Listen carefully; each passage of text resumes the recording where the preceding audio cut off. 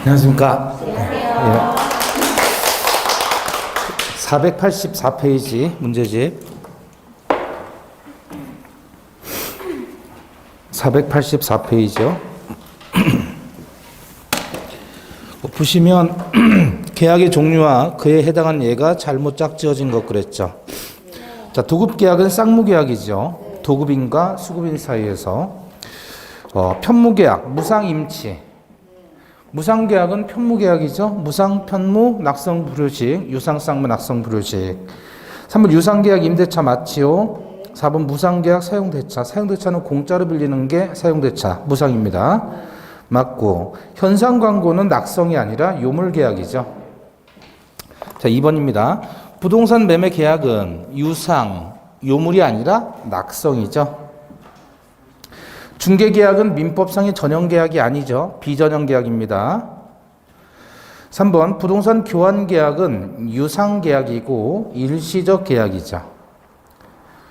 그죠? 4번 증여계약은 편무계약이고 무상계약입니다. 유상이 아니죠. 정답은 5번.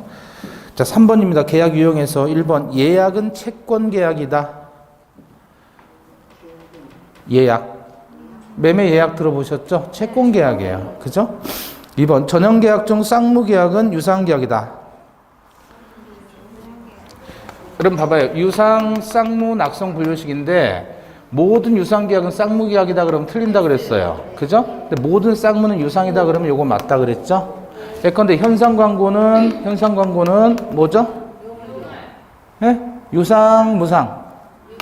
대가를 주잖아요. 유상. 쌍무, 편무, 요물, 분류식이잖아 말이에요. 그러니까 모든 유상계약이 쌍무계약이다 그러면 틀린 거예요. 현상광고 때문에. 그죠? 근데 모든 쌍무는 유상이다 그러면 맞다 그랬어요. 그럼 종류는 세 가지예요. 유상, 쌍무, 낙성, 분류식하고 무상, 편무, 낙성, 분류식. 현상광고는 요물단지. 얘만. 그래서 모든 쌍무는 유상이다 그러면 맞지만 모든 유상이 쌍무다 그러면 틀렸다. 요건 틀린 거예요. 자, 그래서 2번 전형계약 중에 쌍무계약은 유상계약이다 그러면 맞죠. 근데 뒤집어 쓰면 틀린 겁니다. 3번 교환을 생각해 보시면 물물교환 자꾸 생각하셔서 유물계약 생각하기 쉬운데 낙성계약입니다. 매매는 쌍무, 임대차, 유상. 자, 넘겨보시고 4번 약관에 관한 설명으로 틀린 것 그랬죠. 약관이 뭐죠? 약관. 이건 매질 약자예요. 매질 약자. 그죠? 매질 약자. 요게 구기자기라고 하는 건데 이렇게 물통에 이렇게 여기 이렇게 생긴 국자로 이렇게 탁 뜨면 여기 이렇게 퍼지잖아요. 그걸 구기자기라고 하는 거예요. 근데 요거는 실사자죠. 연결하는 거예요. 그래서 매질 약자예요. 혼인할 때 부남녀가 이렇게 서가지고, 예? 여기서 술 떠가지고 먹잖아요. 그걸 본딴 거예요. 그래서 구기자기라고 하는 거예요. 그래서 혼인해가지고 둘이 이제 실이 연결되잖아요. 가족으로. 그런 매질 약자예요. 관은 뭐라 그랬죠? 항목관자라 그랬죠? 그러니까 계약을 하는데 항목을 두고서 계약을 한다. 맺는다. 그래서 약관이라는 것은 계약의 내용이라고 보시면 되는 거예요. 계약의 내용. 그런데 약관 규제 등에 관한 법률에 따르면 줄여서 이제 약관규제법이라고 해요. 사업자가 있어요. 사업자가 있고요. 다수의 고객들이 있는 거예요. 고객들이 다수가 있어요. 그러면 거래가 신속하게 이루어지고 활발하게 이루어지기 위해서는 고객들과의 계약이 간명해야 되고 신속해야 돼요. 그죠? 그래서 우리가 인터넷을 어플을 하나 다운받아도 그 약관 쭉 나오잖아요. 예? 그러면 그 약관이란 건 뭐냐면 사업자가 미리 고객과 계약 체결 전에 미리 만드는 게 특징이고 일방적으로 만든 거 얘네들이 일방적으로 만들어요. 그렇게 되는 모든 계약의 내용이 되는 것들, 계약의 내용이 되는 모든 내용들을 다 우리는 약관이라고 표현합니다. 그것이 어떤 그림의 형태로 나와 있던 뭐든 다 약관이에요. 계약의 내용이 된다면. 그러니까 서면으로만 나오는 거 보험약관만 약관이 아니에요. 인터넷 약관도 있고 심지어 지하철 노선표 나와 있죠. 거기에도 어디부터 어디까지 요금이 얼마다라고 나와 있는 거 그런 게 다 약관이라는 거예요. 심지어 공중전화 카드 뒷면에 파손 시의 개인 책임입니다. 뭐 교환하지 않습니다. 뭐 이런 나오잖아요. 그런 것도 약관이고 하다못해 그 어디예요? 그 놀이공원 같은 데 갈 때 뒤에 보면 우천시에 운행하지 않습니다. 이렇게 써 있는 것도 그런 것도 다 약관이란 말이에요. 그러니까 계약의 내용이 되는 것들을 모두 약관이라고 한다. 자, 그런데 이와 같은 약관을 사업자가 일방적으로 만들어 놨기 때문에 고객에게 불리하겠죠. 부당하게 불리하고 사업자에게 유리하게 약관을 만드는 게 일방적일 거예요. 그래서 그와 같은 약관을 규제하겠다라는 게 공정거래위원회에서 규제하는 게 약관 심사국이 있어요. 그래서 약관 규제 등에 관한 법률에 따라서 약관을 규제를 합니다. 자, 그러면 거기서 약관 보시면 1번 고객에게 부당하게 과중한 지연 손해금 등의 손해배상 의무를 부담시키는 약관 조항은 요건 무효입니다. 그래서 우리가 이 약관 규제법에서 불공정 약관이라고 해요. 불공정 약관. 그거는 조항이 무효예요. 문제는 이 불공정 약관이라고 했을 때 공정하지 않은 약관은 불공정한 법률행위하고 완전히 다른 거예요. 섞으시면 안 돼요. 약관규제법에서 불공정 약관이라는 거는 고객에게 지나치게 부담을 주거나 불리하게 만드는 약관 내용이에요. 자, 그 다음에 2번 보시면 약관 내용이 명백하지 못한 때에는 약관 작성자에게 불리하게 제한 해석해야 된다. 약관 작성자가 누구죠? 사업자죠. 그래서 사업자에게 불리하게 해석을 하는 게 원칙이에요. 사업자 분리 해석의 원칙이에요. 사업자 불리하게 해석하는 원칙. 자, 2번 맞고요. 3번. 보통거래 약관은 신의 측에 따라 그 약관의 목적과 취지를 고려해서 공정하고 합리적으로 해석해야 되고요.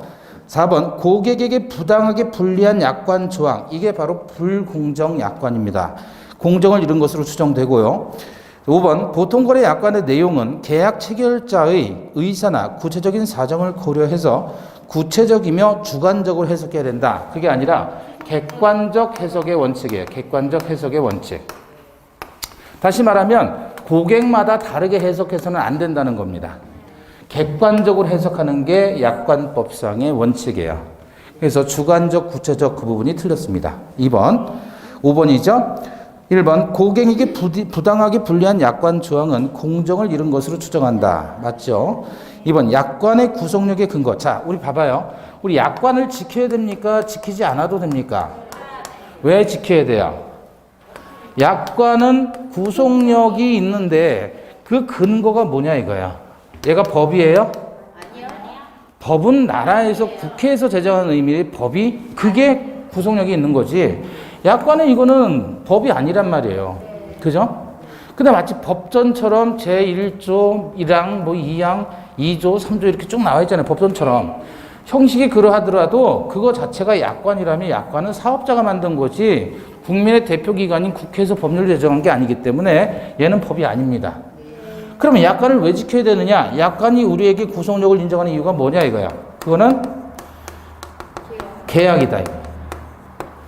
다수의 학자들은 계약을 했잖냐. 다시 말하면 약관에 대해서 동의하지 않았느냐 그거예요.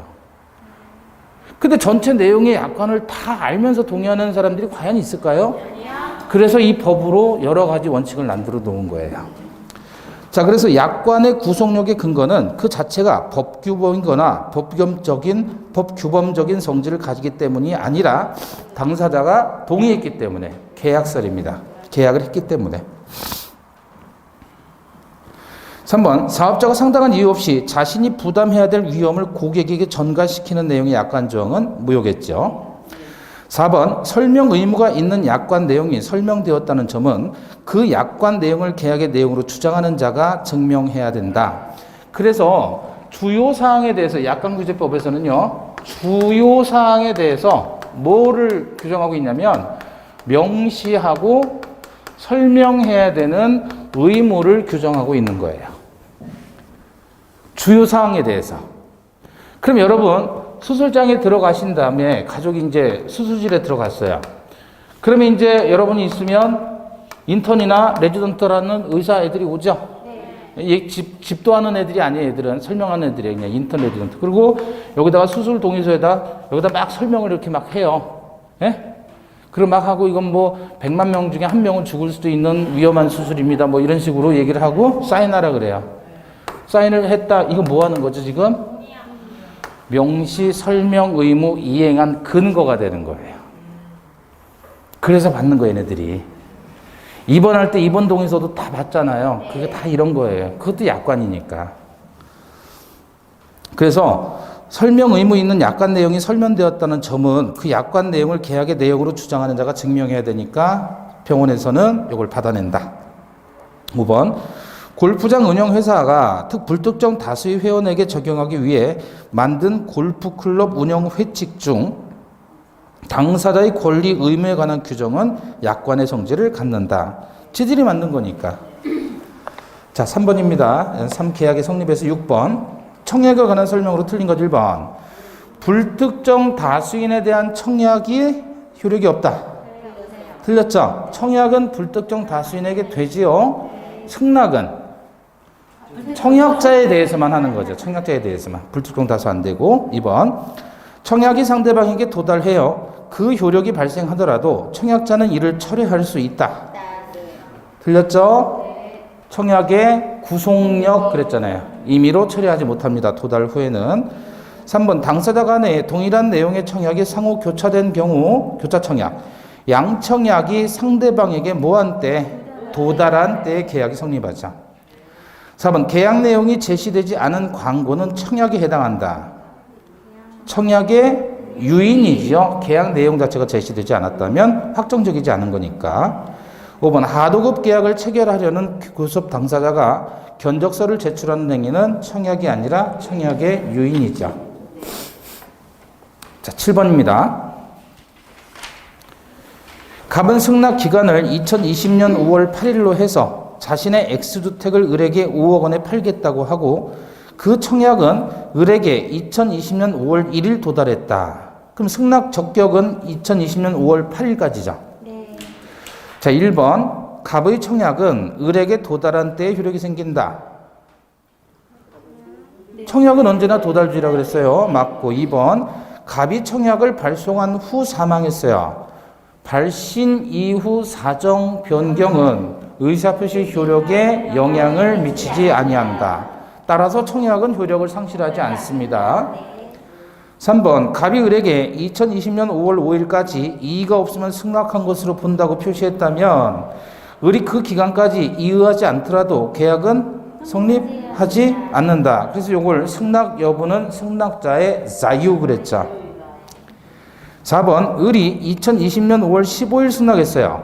5월 8일인데 그럼 갑은 을이 새로운 청약을 한 것으로 보고 이를 승낙함으로써 계약을 성립시킬 수 있죠. 즉 연착된 승낙은 청약자가 이를 새로운 청약으로 볼 수 있다 그랬습니다. 5번. 을이 5억 원을 5천만 원으로 잘못 읽어 2020년 5월 8일 갑에게 5천만 원에 매수한다는 승낙이 도달해도 계약은 성립하지 않죠. 왜냐하면 객관적 불합치예요. 내용이 일치하지 않았잖아요. 자, 8번. 민법상 계약 성립에 관한 설명에서 1번. 청약은 불특정 다수인에게 할 수 있다. 맞죠? 2번. 청약은 특별한 사정이 없는 한 철회하지 못한다. 맞고요. 3번. 격지자 간의 계약은 다른 의사표시가 없으면 승낙의 통지를 발송한 때에 성립한다. 격승발. 4번. 청약자가 청약의 의사표시를 발송한 후 제한 능력자가 되어도 청약의 효력에 영향을 미치지 아니한다. 5번. 청약자가 청약의 일정한 기간 내 이의를 제기하지 않으면 승낙한 것으로 본다는 뜻을 표시하면 이의 없이 그 기간이 지나면 당연히 계약이 성립한다. 아니죠. 승낙 여부는 자유. 9번입니다. 1번. 청약은 그에 대한 승낙만 있으면 계약이 성립하는 구체적 확정적 의사표시이어야 하지요. 2번. 아파트 분양 광고는 청약의 유인의 성질을 갖는다. 맞죠? 3번. 당사자 간의 동일한 내용의 청약이 상호 교차됐어요. 교차 청약. 그러면 양 청약이 도달됐을 때 발송이 아니죠. 4번. 승낙자가 청약에 대해서 조건을 붙여 승낙하면 그 청약의 거절과 동시에 새로운 청약을 한 것으로 본다. 5번. 청약자가 미리 정한 기간 내에 이 일을 하지 않으면 승낙한 것으로 본다는 뜻을 청약시 표시했어도 이는 특별한 사정이 없는 한 상대방을 구속하지 않죠. 자, 10번에 1번. 청약과 승낙의 주관적, 객관적 합치에 의해 계약이 성립한다. 그러니까 청약과 승낙이 합치됐을 때 사람이 일치하는 건 주관적 합치, 내용이 일치하는 건 객관적 합치 그랬잖아요. 그래서 주관적, 객관적 합치로 계약이 성립하죠. 2번. 승낙 기간을 정한 계약의 청약은 청약자가 그 기간 내에 승낙의 통지를 받지 못한 때에는 원칙적으로 효력을 잃는다. 그쵸? 승낙 기간 정하면. 3번. 계약이 본질적인 내용에 대해서 무의식적 불합의가 있는 경우 계약을 취소할 수 있다. 자, 무의식적 불합의라고 하는데 무의식적 불합의, 다른 말로는 수문 불합의라 그래요. 수문 불합의. 합의가 안 된 거예요.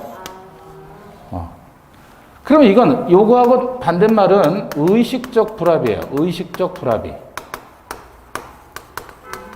갑이 내 집 1억 원에 살래 그랬더니 을이 나는 5천만 원이면 살 거야 라고 했어요. 계약 돼야 안 돼요?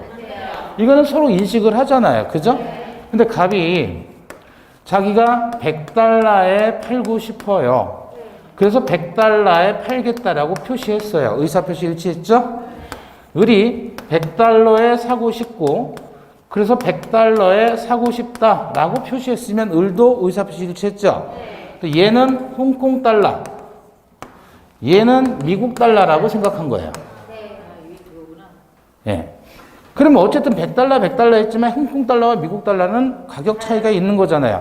근데 100달러라고 하니까 마치 계약이 된 것처럼 보이지만 이거는 계약이 안 된 것이다. 수문불합이라고 하는 거예요. 이해되셨죠? 네, 수문불합이 또는 무의식적 불합이. 얘는 의식적인 불합이. 아예 일치하지 않는 거. 일치하는 것 같지만 사실상 계약이 안 된 거예요. 이런 걸 뭐라고 합니까? 다른 말로 수문불합이. 계약이 되어야, 유효하게 계약이 되어야 취소도 되는 거잖아요. 이건 취소하고 전혀 상관이 없는 거죠. 취소는 의사와 표시의 불일치를 가지고 얘기를 하는 거고, 이거는 의사 표시는 일치한 건데 계약 자체 내용이 안 맞는 거예요. 자, 그러니까 수문불합이, 무의식적 불합의가 있다면 취소할 수는 없습니다. 계약 자체가 안 된 거예요. 4번, 불특정 다수인에게 청약이 가능하죠. 5번, 격지자 간의 계약에서 청약은 통지가 상대방에게 도달한 때에 효력이 발생한다. 청약은 언제나 도달주의. 11번에 1번. 격지자 간의 청약은 이를 자유로이 철회할 수 있다. 아니죠. 청약은 구속력이 있기 때문에 임의로 철회 못합니다. 2번. 청약은 상대방이 있는 의사표시이므로 청약할 때 상대방이 특정되어야 한다. 불특정 다수인에 대한 청약은 가능하죠. 3번. 청약자가 그 통지를 발송한 후 도달 전에 사망했을 때 청약은 효력을 상실한다. 아니죠. 4번. 격지자 간의 계약은 승낙의 통지가 도달될 때 성립한다. 격승발이에요. 5번. 승낙기간을 정해서 청약을 했는데 청약자가 그 승낙의 통지를 기간 내에 받지 못하면 원칙적으로 청약은 효력을 상실한다. 그렇죠? 12번입니다. 계약체결상의 과실책임. 1번. 우리 민법은 원시적 불능에 대하여 계약체결상의 과실책임을 규정하고 있다. 자, 우리 조립식 주택 사건 기억하시고 원시적 불능으로서 무효이었죠? 손해배상 청구권자는 선의 무과실로 손해가 생겼어야 되고 손해배상 의무자는 악의 또는 과실이 있어야 된다 그랬어요. 자, 그럼 1번 맞고요. 2번. 계약 체결상의 과실을 이유로 한 신뢰 이익의 손해배상은 계약의 유효함으로 인해서 생길 이익액을 넘지 못한다. 이행이익을 넘지 못하죠. 3번. 계약 체결상의 과실 책임을 원시적 불능을 알지 못한 데 대한 상대방의 선의를 요하나 무과실까지 요하지는 않는다. 틀렸죠? 선의 그리고 무과실이어야 하지요. 3번. 부동산 매매에 있어서 실제 면적이 계약 면적에 미달하는 경우 그 미달 부분이 원시적 불능임을 이유로 계약 체결상의 과실 책임은 물을 수가 없습니다. 자, 여기 봐봐요. 원시적 불능일 때에는 계약 의무 이행이 전부가 불능인 경우는 크게 무효입니다. 예외적으로 계약 체결상의 과실 책임이 적용돼요. 원시적인 일부 불능일 때 수량 부족, 일부 멸실에 의한 담보 책임이 적용되는 거예요. 그래서 이거 우리 총칙에서 배웠어요. 원시적 불능 무효라고요. 그런데 예외적으로 원시적 불능인데 계약 체결상에 뭐가 있어요? 과실이 있다면 이때 신뢰이익배상 청구하는 거예요. 얘는 고의나 과실이 없는 거예요. 원시적 불능에 대해서. 그럼 무효인데 원시적 불능에 대해서 고의나 과실이 존재했다. 그러면 신뢰이익배상을 청구할 수 있다. 근데 이거는 전부 불능이 얘기고 일부만 불능일 때에는 수량 부족의 담보 책임이에요. 이렇게 나눠지는 거예요. 세 개로. 자, 그러면 저 공식대로 가면 어디예요? 12번에 4번에서 부동산 매매에서 실제 면적이 계약 면적이 미달하지요? 그럼 이거 수량 부족이잖아요. 원시적 일부 불능이지 전체가 다 불능은 아니잖아요. 그러니까 이 미달 부분은 계약 체결상의 과실 책임을 물을 수는 없고 수량 부족의 담보 책임으로 묻게 된다. 5번 건축 공사의 대가로서 임야 사용권을 부여하기로 약정했으나 그 임야 사용권이 원시적으로 이행 불능이라면 계약 체결상의 과실을 이유로 손해배상 책임이 인정될 수도 있죠. 자, 13번 다음 중 계약 체결상의 과실 책임이 인정될 수 있는 것 원시적 전부 불능을 찾으면 되죠. 1번 수량을 지정한 토지 매매 계약에서 실제 면적이 계약 면적에 미달했어요. 이것은 일부 불능이죠. 수량 부족 일부 멸실 담보 책임. 2번 토지에 대한 매매 계약 체결 전에 이미 토지 전부가 공용 수용됐어요. 원시적 전부 불능이죠. 그럼 얘가 인정될 수 있겠네요. 3번 가옥 매매 계약 체결 후 제3자의 방화로 가옥이 전소됐어요. 후발적 불능이죠. 근데 제3자의 방화니까 이건 쌍방무책이네요. 채무자 위험부담이 적용되는 경우고. 4번 유명 화가의 그림에 대해 임대차 계약을 체결한 후 임대인의 과실로 그림이 파손됐어요. 채권자의 귀책 사유로 파손됐잖아요.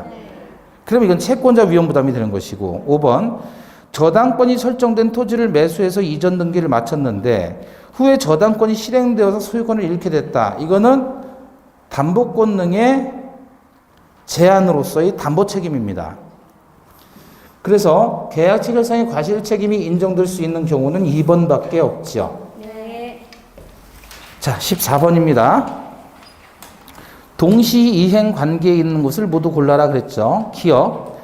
부동산 매매 계약이 체결된 경우 매도인의 소유권 이전 등기 의무와 매수인의 잔대금 지급 의무는 동시행 관계이지요. 니은 임대차 종료 시 임대인의 보증금 반환 의무와 임차인의 목적물 반환 의무도 동시행 관계이지만 보증금 반환과 임차인의 임차권 등기 말소는 동시행 관계 아니라 그랬습니다. 디귿 매도인의 토지거래 허가 신청 절차에 협력할 의무와 매수인의 매매대금 지급 의무는 동시행 관계 아니죠. 왜냐하면 토지거래 허가 신청 절차에 협력할 의무는 무조건 인정되는 것이고 이 경우에는 유동적 무효 상태니까 손해 매매대금 지급 의무 자체가 인정되지 않습니다. 그래서 동시행 관계를 인정할 수 없고요. 정답은 4번 기억 니은. 15번 기억입니다. 임대차 종료 시 보증금 반환 의무와 임차물 반환은 동시행 관계이죠. 니은 피담보 채권을 변제할 의무와 저당권 설정 등의 말소 의무는 동시행 관계 아니죠. 변제가 선이행 의무. 디귿 매도인의 토지거래 허가 신청 절차의 협력 의무와 매수인의 대금 지급 의무 동시행 관계 아니죠. 리을 토지 임차인이 건물 매수 청구권을 행사하는 경우 그러니까 지상물 매수 청구권을 행사한 거예요. 임차인이. 그러면 임차인이 지상물에 대한 매도인이 되고 토지 임대인이 매수인이 되는 거예요. 따라서 토지 임차인의 건물 인도 및 소유권 이전 의무와 임대인의 건물 대금 지급 의무는 동시행 관계이죠. 그래서 기억하고 리을. 자, 동시행관계 있지 않는 것은 그랬네요. 그러니까 동시행관계인가 아닌가를 구별하는 겁니다. 1번 해제로 인한 당사자 쌍방의 원상회복 의무는 동시행관계이지요. 2번 구분 소유적 공유 관계를 해소하기 위한 공유 지분권자 상호 간의 지분 이전 의무는, 자 여기 봐봐요. 구분 소유적 공유가 뭐냐면 여기가 지금 한 필의 토지예요. 한 필의 토지. 근데 위에서 본 그림인데 가운데 담장을 쌓고요. 여기 갑의 집이 있는 거고 여기 을의 집이 있는 거예요. 근데 한 필의 토지인데 이 등기는 공유 등기로 해요. 등기는 공유인데 실제로는 지금 여기 담장 쌓아놓고 따로따로 을이 따로따로 갑도 따로따로 쓰고 있는 거예요. 등기상으로는 뭐죠? 공유인데 현재 사용하는 형태는 구분해서 소유하는 거잖아요. 그래서 이걸 구분 소유적 공유다 이렇게 얘기를 하는 거예요. 또는 이걸 뭐라 그러죠? 다른 말로 구분 소유적 공유를 다른 말로 상호명의 신탁이라고 하는 거예요. 갑의 지분을 흰색으로 표시하면 이렇게 돼 있는 거고 을의 지분을 노란색으로 표시하면 이렇게 돼 있는 거예요. 이렇게 지금 퍼져 있는 상태인 거예요. 그럼 이 공유 관계를 해소하려면 어떻게 해야 되느냐 이거죠. 이때는 공유물 분할 청구할 수 있어요, 없어요? 공유물 분할 청구할 수 있어요, 없어요? 할 수 없어요.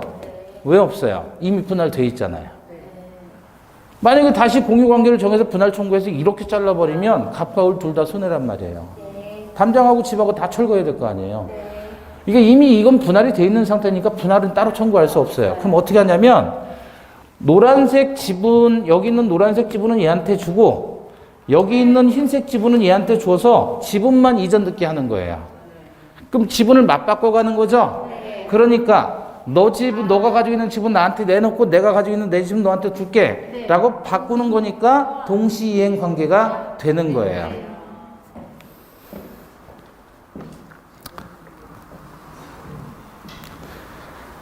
자, 지분의 교환에 해당하니까 3번 전세권이 소멸한 때에 전세권자의 목적물 인도 및 전세권 설정 등의 말소와 전세권 설정자의 전세금 반환은 동시행관계이지요.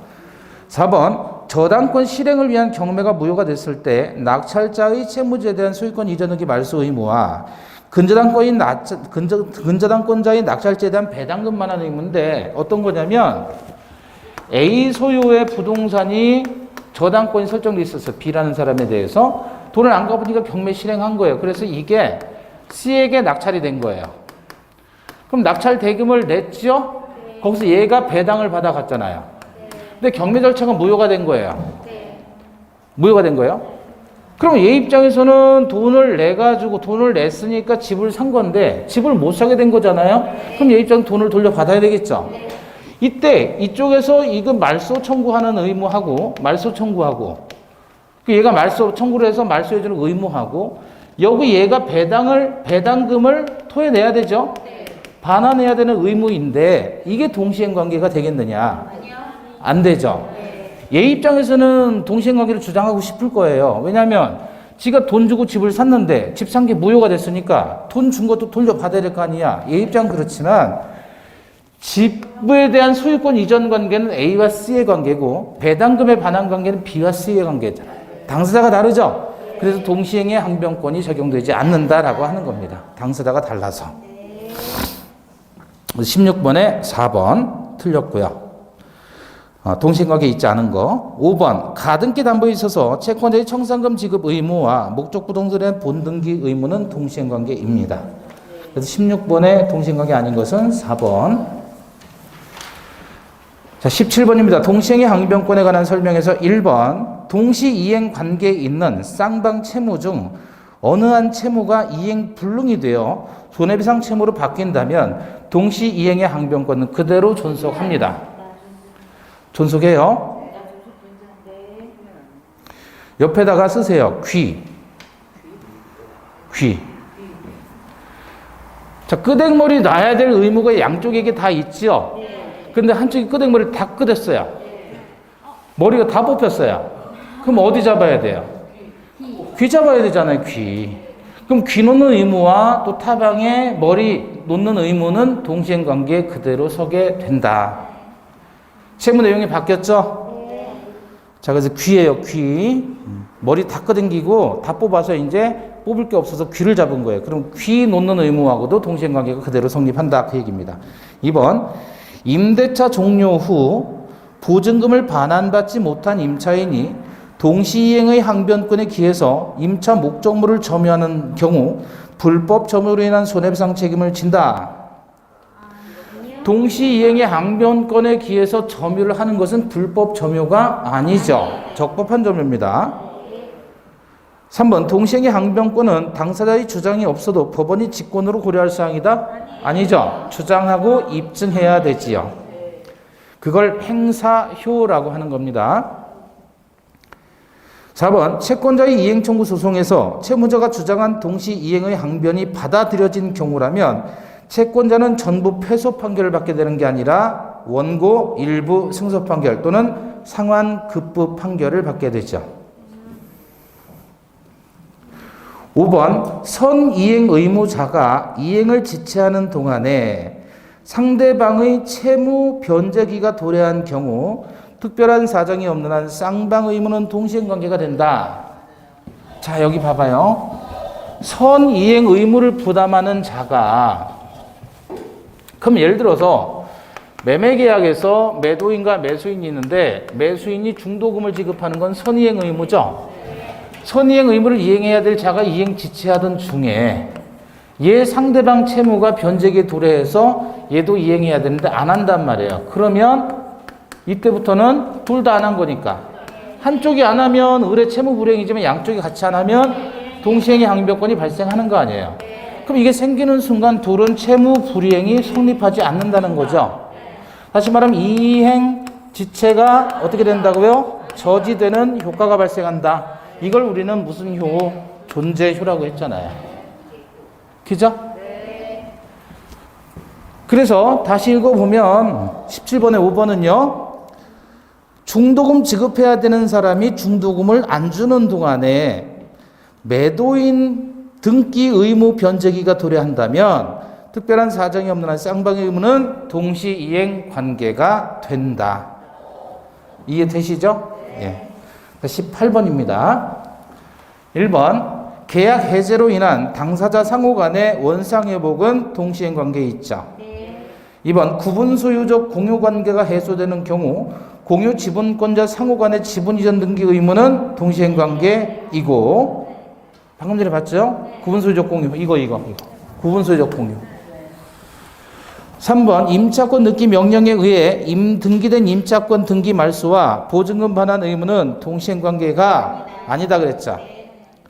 4번, 동시행 관계에 있는 어느 일방의 채권이 양도되더라도 동일성이 인정되는 한 동시행 관계는 존속한다. 맞아요? 확신이 가요? 자, 옆에다 쓰세요. 엄마 식사하세요. 이렇게. 엄마 식사하세요. 이렇게. 감녀와 을녀가 끄댕머리 지고 계속 안 놓고 싸우고 있는 거예요. 그게 해가 저물었어요. 애가 왔어요. 엄마 식사하세요. 그랬더니 엄마가 야, 네가 좀 잡아라. 그래서 애가 잡았단 말이에요. 그럼 애하고 동시행관계가 성립된다는 거죠. 당사자가 변경이 됐어요. 채권 양도나 채무 인수 등으로 당사자가 변경되더라도 동시행관계는 그대로 존속하는 겁니다. 아까 귀하고 구별하셔야 돼요. 머리 다 뽑아놨어요. 그렇다고 안 잡을 수는 없잖아요. 그 귀라도 잡으면 채무 내용이 변경된 거란 말이에요. 그래도 동시행관계는 인정된다. 5번, 일방 당사자가 선이행 의무를 부담해도 상대방의 채무 이행이 곤란할 현저한 사유가 있을 때는 동시행 항변권을 행사할 수 있다. 자, 봐봐요. 지금 매수인이 중도금 주는 건 선이행 의무잖아요. 근데 선이행 의무인데 지금 해당 부동산이 경매 진행 중이에요. 그럼 경매되면 누군가 낙찰 받았을 때 얘는 소유권 취득 못할 수 있는 위험이 있죠. 그래서 중도금 지급을 거절할 수 있어요. 여기는 의무가 없는데 이 상태가 지금 너무나 불안하지 않느냐 이거야. 그래서 이걸 불안의 항변권이라고 하는 거예요. 불안한 사정이 제거될 때까지 거절할 수 있다. 불안의 항변권. 선이행 의무자라도 불안의 항변권을 행사할 수 있다. 잠시 쉬었다 볼까요? 네.